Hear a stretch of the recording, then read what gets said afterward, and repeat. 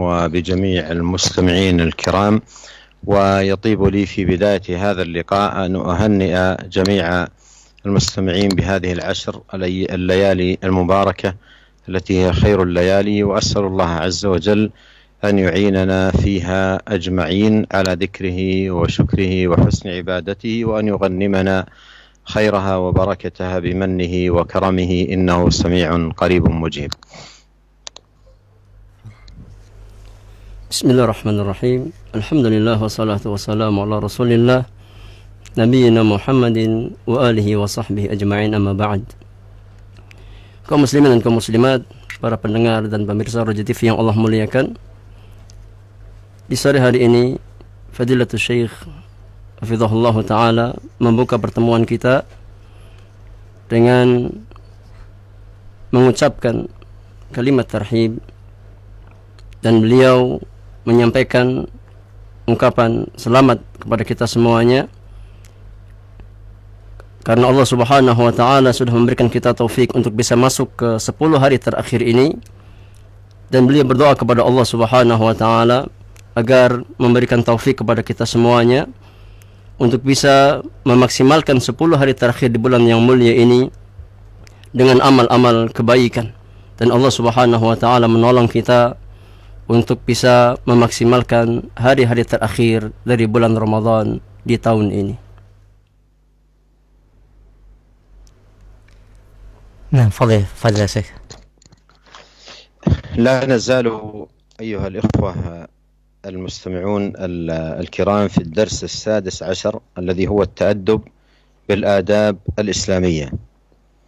قال الشيخ رحمه الله: ومع الوالدين، أي الأدب مع الوالدين، والوالدان هما أحق الناس بحسن الأدب، كما جاء في الحديث أن رجلا سأل النبي عليه الصلاة والسلام: من أحق الناس بحسن صحابتي؟ قال أمك. قال ثم من؟ قال أمك. قال ثم من؟ قال ثم أمك. قال ثم من؟ قال ثم أبوك.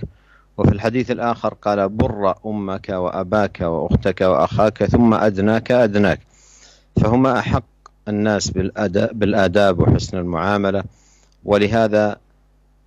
ولهذا أول باب عقده الإمام البخاري في كتاب الأدب المفرد هو باب بر الوالدين، تنبيها منه رحمه الله تعالى إلى أن الوالدين هما حق الناس بذلك الأدب والإحسان. ويكفي دلالة على عظم هذا الحق أن الله قرن حقهما بحقه في غير موضع من كتابه. قال الله تعالى: وقضى ربك ألا تعبدوا إلا إياه وبالوالدين إحسانا إما يبلغن عندك الكبر أحدهما أو كلاهما فلا تقل لهما أف ولا تنهرهما وقل لهما قولا كريما واخفض لهما جناح الذل من الرحمة وقل رب ارحمهما كما ربياني صغيرا. أي أحسنوا إليهما بجميع وجوه الإحسان القولية والفعلية، لأنهما سبب وجود العبد وبذل في تربيته والإحسان إليه الشيء الكثير. Kaum muslimin dan kaum muslimat yang Allah muliakan, Fadilatul Syekh mengatakan kita masih berada di pembahasan tentang pelajaran yang ke-16 tentang adab-adab Islamiyah, di mana penulis rahimahullahu ta'ala berkata wa ma'al walidain, yaitu adab bersama kedua orang tua kita. Kata Syekh, kedua orang tua adalah manusia yang paling berhak dengan adab terbaik yang kita miliki. Sebagaimana datang dalam hadis di mana ada seorang laki-laki yang bertanya kepada Rasulullah sallallahu alaihi wasallam, "Man ahaqqun nasi bi husni sahabati ya Rasulullah?" Siapakah manusia yang paling berhak dengan muamalah terbaikku? Maka Nabi yang mulia menjawab, "Ummuk." Manusia yang paling berhak dengan pergaulan terbaikmu adalah ibumu. Kemudian siapa ya Rasulullah? Nabi katakan kemudian ibumu. Kemudian siapa ya Rasulullah? Nabi katakan kemudian ibumu. Maka di kali yang keempat, kemudian siapa ya Rasulullah? Nabi yang mulia mengatakan kemudian bapakmu atau ayahmu. Di dalam hadis yang lain, Rasulullah sallallahu alaihi wasallam bersabda, "Burra ummaka wa abaka wa ukhtaka wa ukhtaka wa akhaka thumma adnaka. Berbaktilah kepada ibumu, berbaktilah kepada ayahmu, berbaktilah kepada saudarimu, kepada saudaramu, kemudian yang paling dekat dengan dirimu. Maka kedua orang tua kita, ma'asyiral muslimin, adalah manusia yang paling berhak dengan adab-adab terbaik dan muamalah terbaik yang kita miliki. Oleh karenanya Al-Imam Al-Bukhari rahimahullahu ta'ala di dalam kitab Al-Adabul Mufrad, beliau membawakan bab yang pertama kali dalam kitab tersebut adalah tentang bab birrul walidain, bab tentang kewajiban berbakti kepada kedua orang tua. Seolah-olah beliau mengisyaratkan rahimahullahu ta'ala bahwasanya kedua orang tua kita adalah manusia yang paling berhak mendapatkan adab dan mendapatkan kebaikan-kebaikan kita. Dan cukup sebagai dalil akan ketinggian hak kedua orang tua kita atas diri-diri kita, bahwasanya Allah Subhanahu wa ta'ala menggandengkan antara hak kedua orang tua kita dengan hak Allah Subhanahu wa ta'ala di dalam banyak nas Al-Quranul Karim. Di antaranya adalah firman Allah Subhanahu wa ta'ala, wa qadha rabbuka alla ta'budu illa iyyahu wa bil walidaini ihsana. Dan Rabbmu telah mewajibkan agar engkau hanya beribadah hanya kepada Allah Subhanahu wa ta'ala, dan Allah mewajibkan agar engkau berbuat baik kepada kedua orang tuamu. Imma yablughanna 'indaka al-kibar ahaduhuma aw kilahuma fala taqul lahumā uff wa la tanharhuma wa qul lahumā qawlan karīma. Dan kalau seandainya keduanya atau salah satu di antara keduanya sampai pada usia lanjut, maka jangan engkau katakan kalimat uff, dan jangan engkau bentak keduanya, dan ucapkanlah kepada keduanya dengan ucapan yang lembut. Wakhfid lahuma janaha adh-dhulli minar rahmah wa qur rabbirhamhuma kama rabbayani saghira. Rendahkan dirimu di atas keduanya, rendahkan dirimu kepada kedua orang tuamu dengan penuh kasih sayang dan kelembutan, dan doakan, mintalah kepada Allah Subhanahu wa ta'ala agar Allah merahmati keduanya sebagaimana mereka berdua telah menyayangi diriku di waktu kecil. Maknanya, kata Syekh, berbuat baiklah kepada kedua orang tua kalian dengan berbagai macam perbuatan kebaikan yang bisa kalian lakukan, ima dengan ucapan, ima dengan perbuatan. Karena kedua orang tua kita, ma'asyiral muslimin, merupakan sebab adanya kita di dunia ini, dan keduanya telah mengerahkan apa yang mereka miliki untuk mentarbiyah kita, untuk mendidik kita. Mereka telah mengeluarkan semua yang mereka miliki demi kebaikan kita semuanya. Nah. ثم أيضا ما يتعلق بالأقارب، قال رحمه الله والأقارب كما في الحديث المتقدم قال ثم أدناك، فيحرص المسلم على التعامل معهم بالأدب الكريم والرعاية لحقوقهم وصلتهم والإحسان إليهم والبعد عن الإساءة إليهم. قال رحمه الله والجيران، فمن آداب الشريعة الآداب مع الجار ورعاية حقوقه والبعد عن إيذائه والحرص على الإحسان إليه بكل وجوه الإحسان المستطاعة قولية أو فعلية، فإن الوصية به في الشرع عظيمة. قال صلى الله عليه وسلم ما زال يوصيني جبريل بالجار حتى ظننت أنه سيورثه.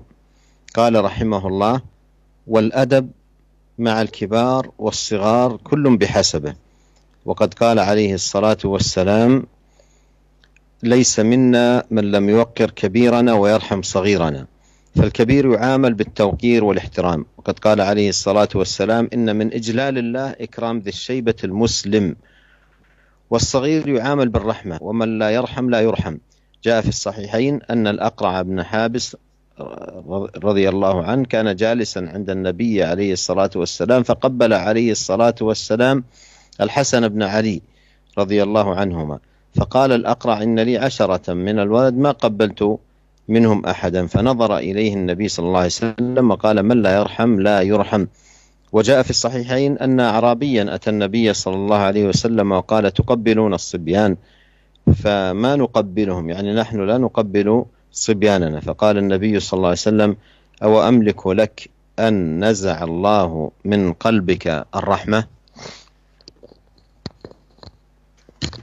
Dan kaum muslimat yang Allah muliakan. Kemudian perkataan penulis rahimahullahu taala wal aqarib, dan kerabat-kerabat terdekat darimu, ini berbuat baiklah kepada mereka, kepada kerabat-kerabat yang kau miliki, sebagaimana dalam hadis yang kita sebutkan di atas, thumma adnaka adnaka, berbaktilah, berbuat baiklah kepada orang-orang terdekat di antara kamu. Maka seyogianya seorang muslim bersungguh-sungguh untuk bermuamalah bersama kerabatnya, bersama orang-orang terdekatnya dengan adab-adab yang mulia, memperhatikan hak-hak mereka, menyambung tali silaturahim di antara mereka, berbuat kebaikan kepada mereka, serta menjauhi segala hal yang tidak mereka inginkan. Kemudian berkata penulis rahimahullahu taala wal jiran, dan juga adab terhadap tetangga. Maka di antara adab-adab syariat Islam yang sangat tinggi adalah adab terhadap tetangga, memperhatikan hak-hak tetangga, menjauhi perkara yang bisa menyakiti tetangga kita, bersungguh-sungguh untuk memberikan kebaikan, memberikan ihsan dengan apa yang bisa kita lakukan untuk mereka semuanya. Baik berbuat baik dengan ucapan kita, berbuat baik dengan perbuatan kita. Sesungguhnya wasiat untuk berbuat baik kepada tetangga adalah wasiat yang sangat besar di dalam syariat Islam. Sebagaimana sabda Rasulullah sallallahu alaihi wasallam, "Ma zala yusini Jibril bil jar hatta dhanantu annahu sayuwarithuhu." Senantiasa malaikat Jibril memerintahkan aku untuk berbuat baik, berbuat baik, berbuat baik kepada tetangga-tetanggaku, sampai-sampai aku mengira bahwasanya tetangga itu berhak mendapatkan warisanku, kata Nabi sallallahu alaihi wasallam. Kemudian berkata penulis rahimahullah, wal adab ma'al kibari was sighar, di antara adab Islam adalah adab terhadap orang-orang yang lebih tua dari kita dan adab terhadap orang-orang yang lebih muda dari kita. Kullun bihasabi, semuanya sesuai dengan usia mereka. Dan Rasulullah sallallahu alaihi wasallam telah bersabda, "Laisa minna man lam yuwaqqir kabirana wa yarham saghirana." Bukan termasuk golongan kami, kata Rasulullah, seseorang yang tidak memuliakan, yang tidak menghormati orang yang lebih tua darinya dan tidak menyayangi orang yang lebih muda darinya.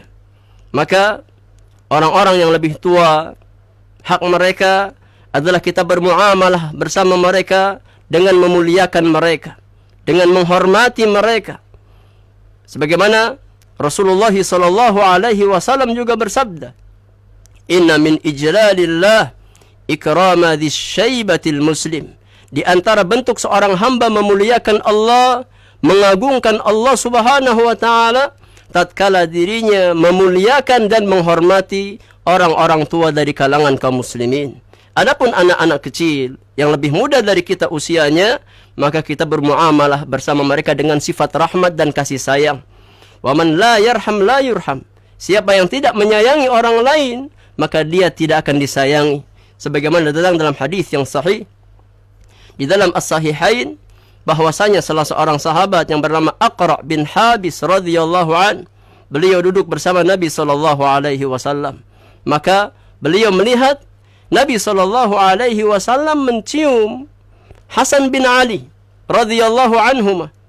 Maka tatkala Aqra bin Habis melihat Nabi mencium cucu beliau, Aqra berkata, "Ya Rasulullah, sesungguhnya aku memiliki 10 anak dan aku tidak pernah mencium satupun di antara anak-anak saya, ya Rasulullah." Fanadhara ilaihi Nabi, maka Nabi melihat kepada Aqra bin Habis dan Nabi mengatakan, "Man la yarham la yurham." Barang siapa yang tidak menyayangi orang lain, maka dia tidak akan disayangi. Dan datang di dalam As-Sahihain juga bahwasanya ada seorang Arab Badui yang datang kepada Nabi sallallahu alaihi wasallam, maka dia berkata, sang Arab Badui berkata kepada Rasulullah, "Ya Rasulullah, tuqabbiluna sibyan? Apakah engkau mencium anak-anak kecil?" "Fama nuqabbiluhum." Adapun kita enggak pernah mencium anak-anak kecil ya Rasulullah. Yakni nahnu la nuqabbil sibyanana. Kami enggak pernah mencium anak-anak kecil di antara kita. Maka Nabi sallallahu alaihi wasallam bersabda, "Awa amlik laka an naza'allahu min qalbika ar-rahmah." Wahai fulan, apakah engkau ingin kalau seandainya Allah Subhanahu wa taala mencabut sifat rahmat dan kasih sayang dari dalam dadamu? Nah, رحمه الله والتهنئة بالمولود بالدعاء لوالديه أن يجعله قرة عين وأن يجعله من أئمة الهدى وأن يجعله مباركا على أهله وعلى الأمة. فعن حماد بن زيد رحمه الله قال: كان أيوب إذا هنأ رجلا بمولود قال: جعله الله مباركا عليك وعلى أمة محمد صلى الله عليه وسلم. وهي دعوة عظيمة يحسن الدعاء بها عند التهنئة بالمولود بدل تكلف كلمات قد تكون خاطئة. فعن السري بن يحيى أن رجلا ممن كان يجالس الحسن ولد له ابن فهنأه رجل فقال: ليهنك الفارس. فقال الحسن: وما يدريك أنه فارس؟ لعله نجار، لعله خياط. قال: فكيف أقول؟ قال: قل جعله الله مباركا عليك وعلى أمة محمد صلى الله عليه وسلم. قال رحمه الله: والتبريك بالزواج كما جاء في الحديث فيقال له: بارك الله لك وبارك عليك وجمع بينكما في خير. Kaum muslimin dan kaum muslimat yang Allah muliakan, kemudian penulis rahimahullahu taala mengatakan, di antara adab di dalam Islam adalah at-tahni'atu bil maulud, yaitu memberikan ucapan selamat atas kelahiran anak seorang muslim dengan mendoakan untuk kedua orang tuanya agar Allah Subhanahu wa taala menjadikan buah hatinya, menjadikan anaknya sebagai penyejuk pandangan kedua orang tuanya. Kita doakan agar Allah Subhanahu wa taala menjadikan sang anak tersebut sebagai seorang imam di antara immatul huda. Itu para pemberi petunjuk di atas jalan Allah Subhanahu wa taala. Kita doakan agar Allah Subhanahu wa taala menjadikan sang anak sebagai pembuka kunci keberkahan atas keluarga tersebut dan atas umat Rasulullah sallallahu alaihi wasallam. Dari Hamad bin Zaid rahimahullah, beliau berkata, adalah Ayub tatkala beliau memberikan ucapan selamat kepada seseorang atas kelahiran anaknya, maka Ayub berkata, ja'alahu Allahu mubarakan alaik wa ala ummati Muhammadin sallallahu alaihi wasallam. Wahai fulan, semoga Allah Subhanahu wa taala menjadikan anak tersebut sebagai kunci keberkahan atas dirimu dan atas umat Muhammad sallallahu alaihi wasallam. Kata Syekh, doa tersebut adalah doa yang sangat agung, doa yang sangat besar, yang mana sangat layak untuk kita baca tatkala kita memberikan ucapan selamat atas kelahiran anak seorang muslim, daripada kita mencari pengganti doa yang lain dengan cara kita takalluf, memberat-beratkan diri kita mencari kalimat-kalimat yang lain selain dari kalimat tersebut yang terkadang ungkapannya salah. Dari As-Sirri bin Yahya bahwasanya ada seorang laki-laki yang dia senantiasa duduk bersama Al-Hasan, maka dia mendapatkan seorang anak. Maka seorang laki-laki datang untuk memberikan ucapan selamat kepada orang tersebut. Maka dia mengatakan, liyah nikal faris, selamat, semoga anakmu kelak menjadi seorang penunggang kuda yang hebat. Maka Al-Hasan berkata, wa ma yudrika annahu faris, dari mana engkau tahu bahwasanya dia kelak akan menjadi seorang penunggang kuda yang hebat? La'allahu najjar, bisa jadi dia nanti kalau sudah besar menjadi seorang tukang kayu. Aw la'allahu khayyat, atau kalau dia sudah besar jadi seorang penjahit. Qal fa kaifa aqul? Maka sang laki-laki bertanya kepada Hasan, lalu bagaimana yang harusnya saya ucapkan wahai Hasan? Qal, maka Al-Hasan mengatakan, qul, katakan, ja'alahu Allahu mubarakan alaika wa ala ummati Muhammadin sallallahu alaihi wasallam. Kalau engkau hendak memberikan ucapan selamat atas kelahiran anak seseorang, maka doakan semoga Allah Subhanahu wa taala menjadikan anakmu sebagai kunci keberkahan atas dirimu dan atas umat Muhammad sallallahu alaihi wasallam. Kemudian kata Syekh, berkata penulis rahimahullahu taala, di antara adab di dalam Islam adalah at-tabriku bizawaj, memberikan ucapan atau doa keberkahan atas pernikahan seorang muslim dan seorang muslimah, sebagaimana datang dalam sebuah hadis dari Rasulullah sallallahu alaihi wasallam. Maka tatkala kita mendoakan kepada dua mempelai atau dua pengantin, maka kita doakan barakallahu laka wa baraka alaika wa jama'a bainakuma fi khair. Kita doakan semoga Allah Subhanahu wa taala memberikan keberkahan untuk dirimu.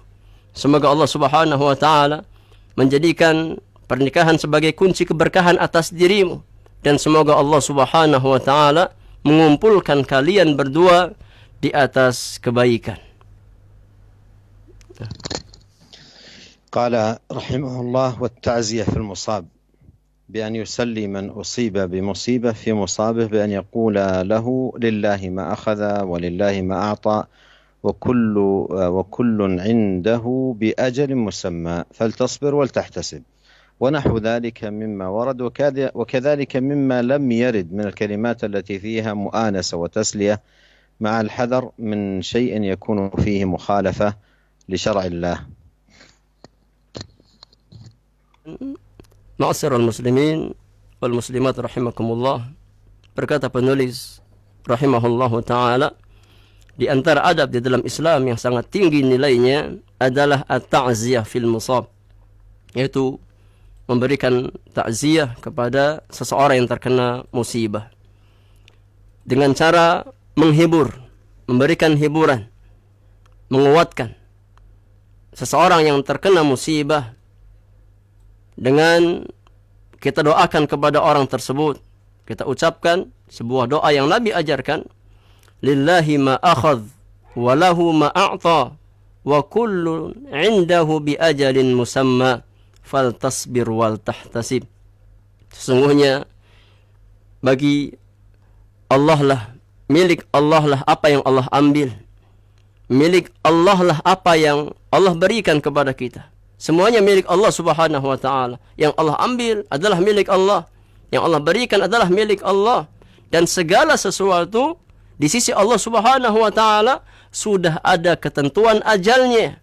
Maka hendaknya engkau bersabar atas musibah tersebut dan engkau mengharapkan pahala di sisi Allah Subhanahu wa ta'ala. Ini di antara doa yang diajarkan oleh Rasulullah sallallahu alaihi wasallam tatkala kita bertakziah kepada orang yang terkena musibah, atau doa-doa yang lain, atau lafaz-lafaz yang lain, baik lafaz yang datang dari Nabi sallallahu alaihi wasallam atau ucapan bela sungkawa yang lain yang biasa kita ucapkan, yang kiranya bisa menghibur orang yang sedang berduka, dengan memperhatikan, dengan mewaspadai, jangan sampai tatkala kita mengucapkan bela sungkawa tersebut, maka di sana mengandung ucapan-ucapan yang menyelisihi syariat Allah Subhanahu wa ta'ala.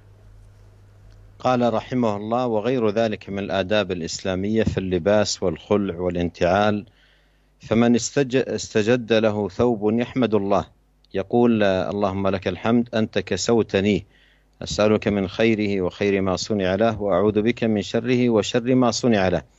ومن رأى على أخيه ثوبا جديدا يدعو له بما ورد في الحديث: تبلي ويخلف الله تعالى. ومن السنة التيامن في اللباس ونحوه، وتجنب ثياب الشهرة، والحذر من الأسبال والخيلاء كما قال عليه الصلاة والسلام: كلوا وتصدقوا والبسوا في غير إسراف ولا مخيلة. Kemudian ma'asyiral muslimin wal muslimat rahimakumullah, berkata penulis rahimahullah, wa ghairu dzalika min al-adab al-islamiyyah fi al-lubsi wal khul'i wal inti'al. Dan adab-adab yang lain di dalam syariat Islam, adab di dalam berpakaian, adab dalam melepas pakaian, atau adab di dalam menggunakan sendal ataupun sepatu.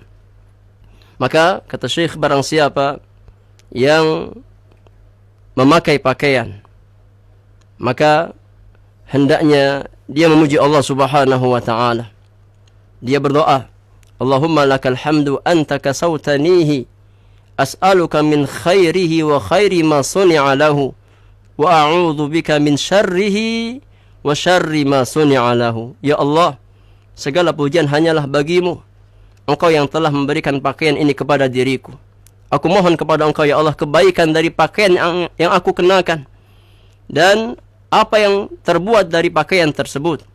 Dan aku berlindung kepada Engkau ya Allah dari keburukan pakaian yang aku kenakan dan apa yang terbuat dari pakaian tersebut. Dan barang siapa yang melihat saudaranya mengenakan pakaian yang baru, maka disunahkan untuk mendoakan kebaikan kepada saudara tersebut sesuai dengan doa yang datang dari Nabi SAW, yaitu kita mengucapkan tubli wa yukhlifullahu ta'ala. Pakai pakaianmu sampai usang dan semoga Allah Subhanahu wa ta'ala memberikan ganti yang terbaik kepada dirimu. Dan di antara sunnah tatkala seseorang mengenakan pakaian, kata Syekh, adalah kita mengenakan pakaian dari sisi sebelah kanan terlebih dahulu. Dan kita menjauhi pakaian-pakaian yang syuhrah dari pakaian yang kita gunakan. Serta kita harus waspada dan menghindari dari pakaian-pakaian yang isbal atau pakaian-pakaian kesombongan. Sebagaimana sabda Rasulullah sallallahu alaihi wasallam, "Kulu wa tasaddaqu walbasu fi ghairi israfin wala makhilatin." Makanlah kalian dan bersedekahlah kalian. Pakailah pakaian dengan tanpa israf, dengan tanpa berlebihan, dan dengan tanpa kesombongan. ثم في ختام هذه الآداب قال ثم في ختام هذه الآداب التي ذكر الشيخ أقول وعناية المسلم بهذه الآداب وتحليه بها مما ذكره رحمه الله أو لم يذكره يعد من جمال المسلم وكماله وعنوان فلاحه وسعادته في دنياه وأخراه. وليستعن المسلم في التحلي بهذه الآداب بربه جل في علاه بسؤاله حسنها والاستعاذة من سيئها. وفي الدعاء الماثور اللهم اهدني لأحسن الأخلاق لا يهدي لأحسنها إلا أنت واصرف عني سيئها لا يصرف عني سيئها إلا أنت. وفي الدعاء الماثور أيضا اللهم إني أعوذ بك من منكرات الأخلاق والأعمال والأهواء وبالله وحده التوفيق.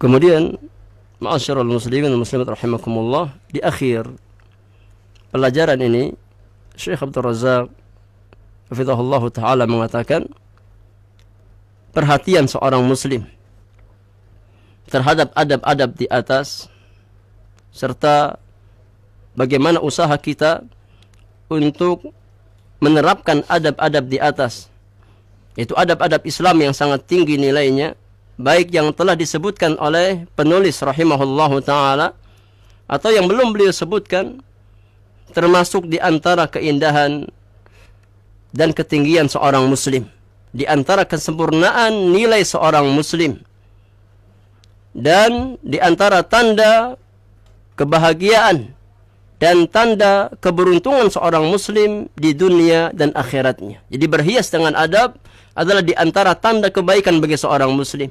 Maka hendaknya seorang muslim, seorang muslimah senantiasa meminta pertolongan kepada Allah Subhanahu wa taala, beristi'anah kepada Allah untuk bisa berhias dengan adab-adab yang sangat tinggi, yaitu adab-adab Islam. Beradab dengan Rabb kita, dengan Allah Subhanahu wa taala.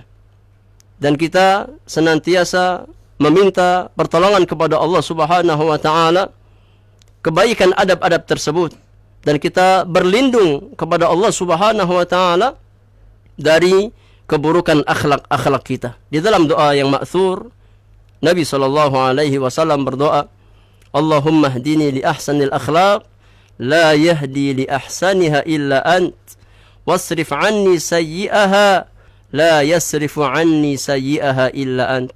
Ya Allah, tunjukkan aku kepada akhlak yang terbaik. Sesungguhnya tidak ada zat yang mampu menunjukkan diriku kepada akhlak yang terbaik melainkan dirimu, ya Allah. Dan palingkan aku dari akhlak-akhlak yang buruk. Sesungguhnya tidak ada zat yang mampu memalingkan diriku dari akhlak yang buruk melainkan dirimu, ya Allah. Di dalam doa yang lain, Rasulullah SAW juga berdoa, Allahumma inni a'udzubika min munkaratil akhlaq wal a'mali wal ahwa. Ya Allah, aku berlindung kepada Engkau dari keburukan-keburukan akhlak, keburukan-keburukan amalan, dan keburukan-keburukan hawa nafsu. وختاما نسأل الله عز وجل أن يوفقنا أجمعين لكل خير وأن ينفعنا بما علمنا وأن يزيدنا علما وتوفيقا إنه سميع مجيب وإلى لقاء آخر والسلام عليكم ورحمة الله وبركاته. Di penutup pertemuan di sore hari ini, Syekh beliau berdoa kepada Allah Subhanahu wa taala, memohon taufik dari Allah Subhanahu wa taala agar senantiasa memberikan kita taufik untuk terus menambahkan ilmu yang bermanfaat untuk kita semuanya, dan Allah Subhanahu wa taala menerima semua amal-amal ibadah yang kita lakukan. Semoga Allah mempertemukan kita di pertemuan yang lainnya. Wallahu a'lam bissawab. Wa sallallahu ala nabiyyina Muhammadin wa alihi wa sahbihi ajma'in. Wa akhiru da'wana alhamdulillahi rabbil alamin. Ikhwatal Islamnya, kita simak dikumandangkannya azan bagi daerah Jakarta dan sekitarnya. Allah